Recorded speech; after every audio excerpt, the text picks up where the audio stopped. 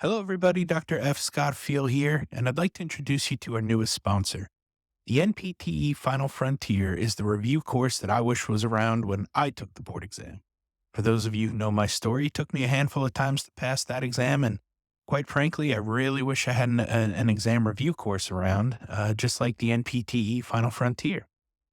Check out their website, npteff.com, and use the code HET at checkout for 10% off to all of our listeners and fans.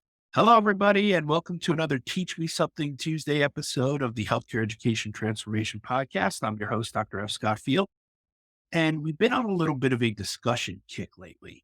I've been finding overall with a lot of my classes, especially labs, in-person labs, that discussion tends to get really good results as far as making things stick, and as far as really transferring knowledge. I have a lot of work to do.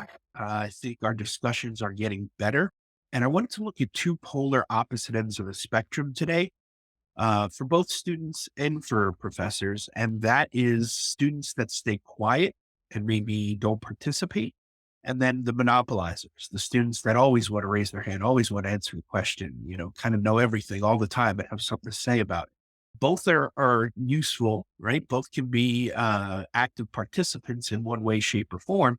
But we're going to talk about how to find that Goldilocks zone and that middle of the road approach. And I find for non-participants, a lot of times the reasons are old habits of just staying passive and passively learning.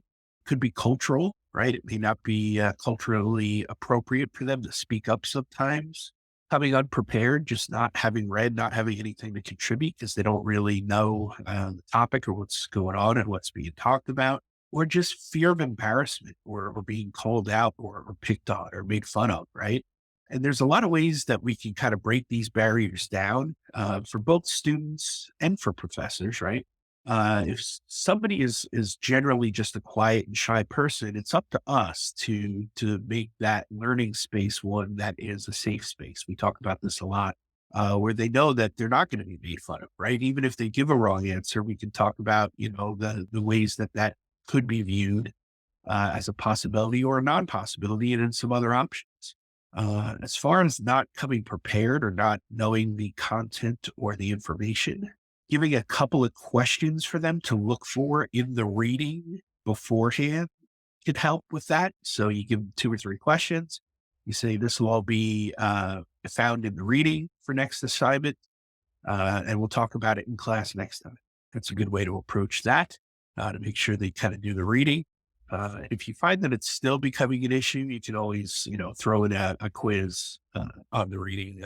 I don't really like to do those for a lot of reasons, but they are options. And then also fostering that safe place to learn. Another helpful way to do that is to formulate the class in a circle, right? Discussions happen better when we can all see each other, when we're sitting in a circle. So that's just a little tip or a trick you can use to help kind of ease the tension of those that don't want to participate or are shy. And then last but not least, you can kind of go with calling people by name, right? Just picking out the ones you want to hear from. I will generally award people or reward people sometimes with like, a little gift or a token of appreciation, just for saying, hey, thanks for participating. Thanks for being bold. Thanks for, taking a step, going out of your comfort zone.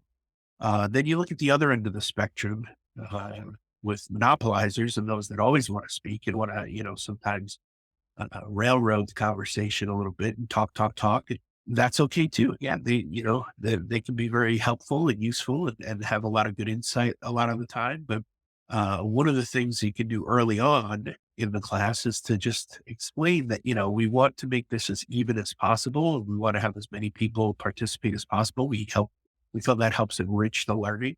You can do little mini groups. Let's say you have 20 students in a class. You can break it up into 5 groups of 4. Have one person kind of be the recorder or the reporter, if you will, for that group, and they'll do the talking to talk about what they talked about in their small groups when the questions are asked. And then again, it goes back to calling students by name, right? Even if they're the only one that raises their hand, you can always just pick somebody at random And if it still kind of continues to be an issue at the end of the day, you can just have a conversation with that student and say, "Hey, look, I'm really impressed with your knowledge base and the insights you have when it comes to the reading. Also, let's give some other people in the class a chance to talk as well." So comes down to that, you can just have that one on one. But students also need to recognize if they feel like, they have a good self awareness and they know that they are the monopolizer, they may need to rein it in and pull it back a little bit. The other thing, too, that students have to recognize is if they're not participants and they're actively being passive, if you will, or quiet, they've got to step up. They've got to step out of their shell. And if they have issues or trouble doing that, reach out to the professor. Let them know. Just say, "Hey, I really would like to reach out to you and talk about how I can get involved, speak more, and talk more.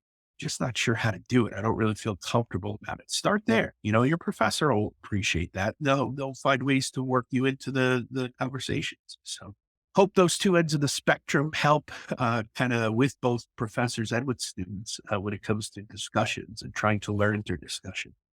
Because again, that's kind of been a bit of a buzzword for me in this year. As I tried to improve upon my teaching, I found that discussion has really been a good tool for us. So I want to use that more and more. So hope that was helpful, and we will see you on the next one.